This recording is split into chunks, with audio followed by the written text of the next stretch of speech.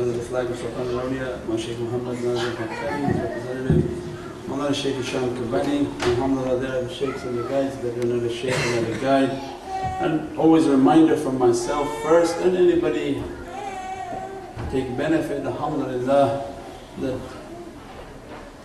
one of the many blessings of tariqah, the way of ahlul tasawwuf, the people who are trying to reach to be mukhlis, muhsin, mu'min, and enter into divine rida, that Allah be satisfied with us and pleased with us. They teach us the ways of sincerity, and that in every day and age the path of sincerity is going to be modified.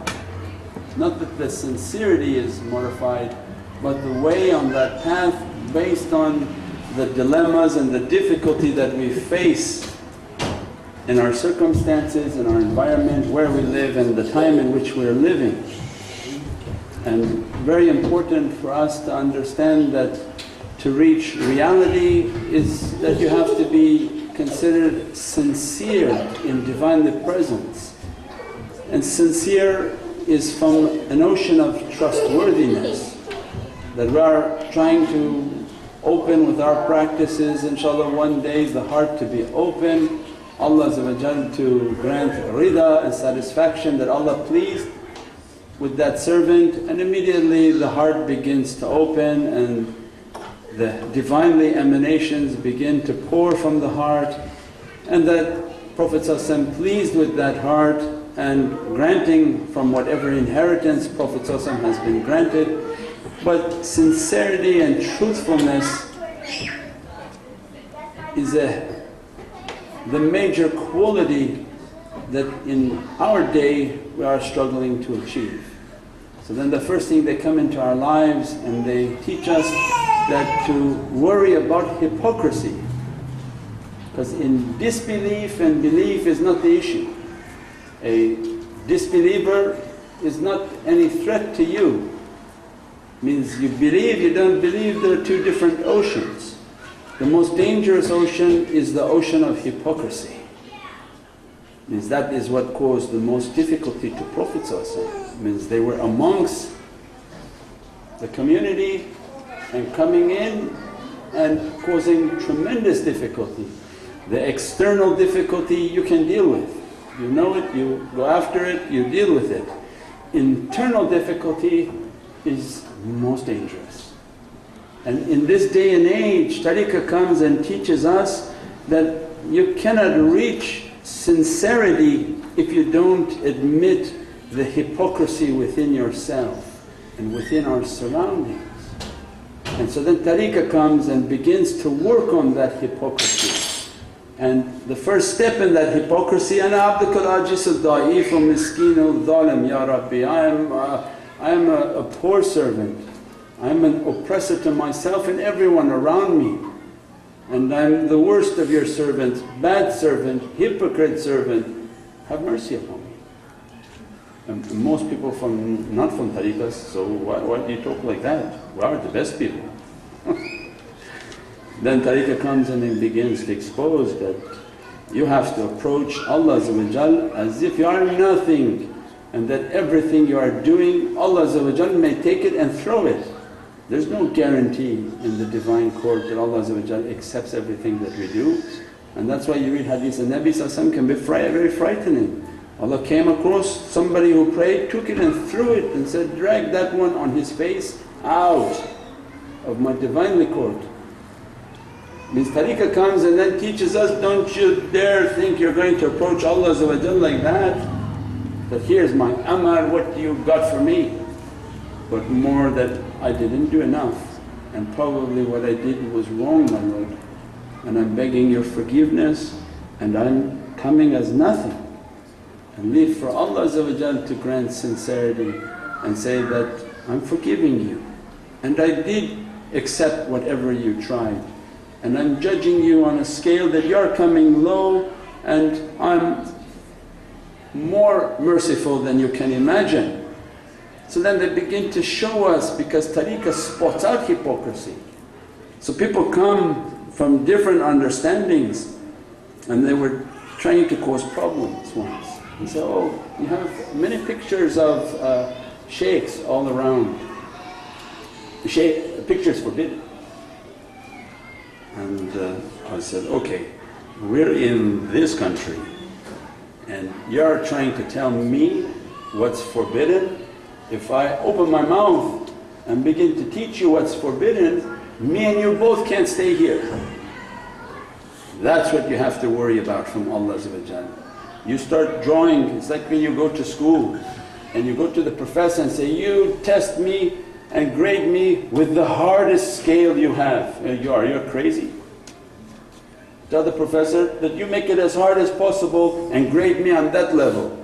Or you go to the professor and say, oh please, make it on a curve. Based on how bad this whole class is, save our grade, save us. Maybe the C will make us all to be an A because of our environment. And that's what Prophet described, that in the time of Prophet if you left, let's say 10%, you are in Jahannam. And then described in the last days, ulama said, if you followed 10% of Sunnat al-Nabi, you're from the people of paradise, because so much is lost now in hypocrisy. So that one came and said, why you have so many pictures? And this for us is a teaching from myself, and the jawab, the answer to give to people, to spot out how shaitan makes us to fall within our heart and causes us to move into oceans of difficulty. Means that when you display holy pictures, Prophet had nothing against the camera. Prophet made issue to something that was drawn by your hand, and he didn't destroy the picture, he merely moved it and said it was the distraction in the salah. If it was forbidden, he would have burned it and said, this is forbidden. He merely moved it, and the picture is Allah's creation. It's not your hand drawing. This is Allah's creation and the image of Allah's creation. And the understanding of our time and our age is that awliya Allah are praising and praying upon Divine the Presence, say, Ya Rabbi Allah, forgive us for the hypocrisy all around us. But we are asking to remember the face of holy people, because shaitan has put the face of unholy people everywhere around us. And if I don't keep looking, I'm going to be lost to the faces they have put in my face. And so then that brother was saying, this photograph is allowed? I said, look, if I prove to you it's hypocrisy, you're going to submit and give me what I tell you you have to give me. He said, no Shaykh, I'm not going to do that, but just tell me where the hypocrisy is. We walked outside, first thing he had in his car were newspapers. Oh, you have newspapers? You have magazines in your car? Let's open this. Oh look, here's a lady in this magazine. Most likely this lady, because shaitan makes all these people to be married and all these newscasters to be married. And this is a lady who makes herself to be beautiful, and for you to look at her and just have a desire, you are now in the oceans of zina. So as soon as you watch television and the newscaster, especially the weathercaster, for some reason the weather has to be shown with no clothes on, because it's so boring that you don't pay attention to the weather. So what's shaitan doing? He's saying, look, look, look, this person, and now you've entered ocean of zina. They said, do you watch TV? He said, yeah, of course you watch TV. Oh, so every moment you're in zina. And you want to tell me that looking at the face of a mukhlas is going to cause you difficulty? If I was you, I would put that face on your TV and turn that on every day. Come say, hi Shaykh.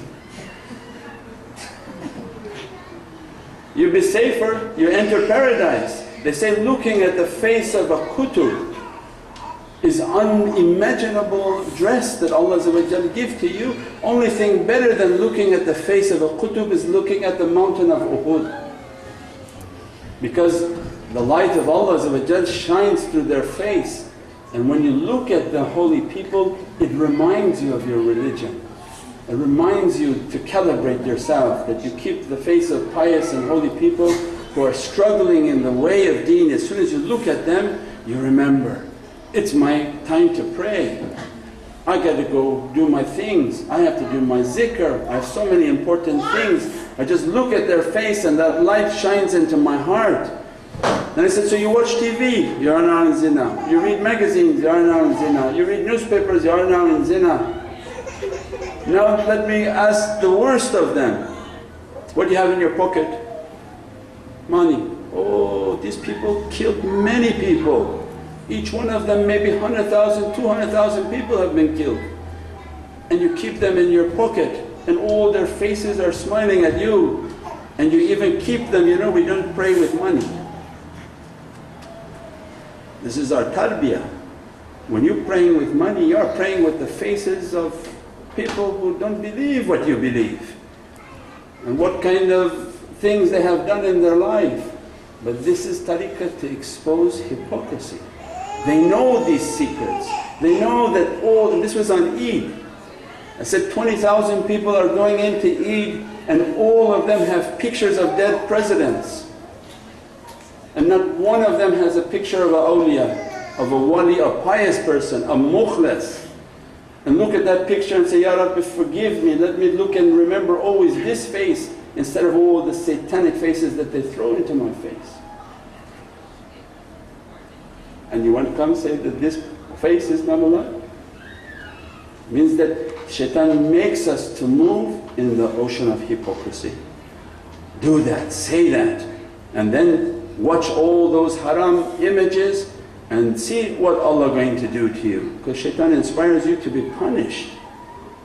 So I said, then how you can think like that? Did you surround yourself with every forbidden and the only one good thing comes and you listen to the waswas of shaitan saying that no pictures allowed, no holy pictures allowed.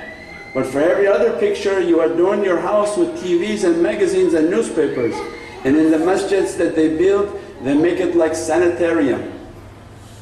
Oh, white walls. Have you seen white walls?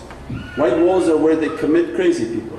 They put them into a jacket and they make everything white and they say, go now bounce around and hit your head everywhere. Have you ever seen a masjid like that? This is an innovation. Even you go for the holiest of masjids on this earth is Kaaba Sharif. It's all the khiswa of the Kaaba makes the Kaaba.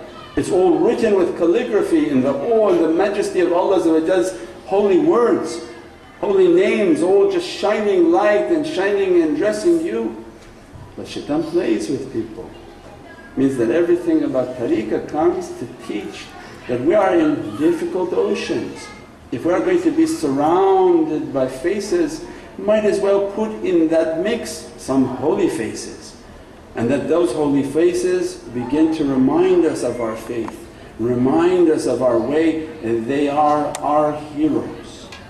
They are what our children should be emulating themselves with. Those same people have all those basketball players, rap stars, singers, all these posters in their children's rooms. And those are what you want your children to be copying themselves with? The worst of creation, most demonic of energies, or pious people to be our heroes. That when we look at them and say, Ya Rabbi one day let me to have a beard like that, let me to have a face filled with light like that, and let me to follow, to live and to die on that path under the flag of Sayyidina Muhammad. Means that they come in our lives and begin to teach us, take the hypocrisy out. Even when it comes to every action they're teaching, in the salah, important in the salah that when you are with people you pray at a speed that's comfortable for people to pray. There are women and children and elderly in the association, they are going to be tired. Have compassion for those behind the train, not only the front of the train. And then the shaykhs come and teach that not so fast like a chicken, but at a reasonable pace, so that the salah is not a difficulty upon people. And more dangerous than that is that now your arrogance and pride will enter into the heart of the one leading the prayer. If you are praying to be heard and to be seen by men, then you are not seen by Allah. Means everything then of the pride is as if then now the rooster has appeared and the rooster is the imam. So then they teach us in the teaching best in Allah's presence, pray and move on. And if you want to impress Allah with your qiraat and impress Allah with your stamina, your himmah, pray at home, alone, nobody's there to… MashaAllah, he's going now 10 minutes. And have your wife come back and say, no, it's now 30 minutes, you're still in the first rak'ah. 45 minutes you're in the first rak'ah, mashaAllah, you're a hero. Nobody does that at home. When it comes to home, they don't even pray. They even miss the azan, they don't stand for the respect of the azan. The salah comes, it goes to the next one. Means they come into our lives and begin to teach us. If you want to impress Allah at home, stand for hours until Prophet stand with his feet bleeding in his room, not in the jama'ah. Sayyidina Aisha was transferring that to hadith, that Sayyidina Muhammad was praying so long, the sunnah prayers, that his feet were cracking with blood from the weight of standing. Means that do your actions by yourself when you're hidden, and Allah only wants to see you, and these realities will begin to open. But if everything we want to do is in front of people and directed, we begin to enter into the oceans of hypocrisy.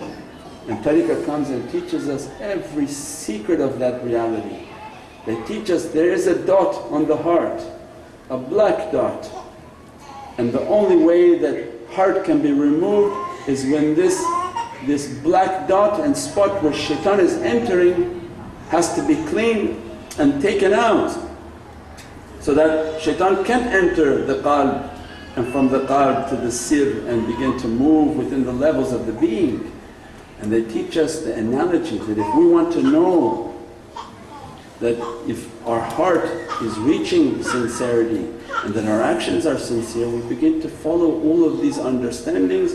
One comes into wudu, that if you want to know what type of dot you have on your heart, look to your shorts.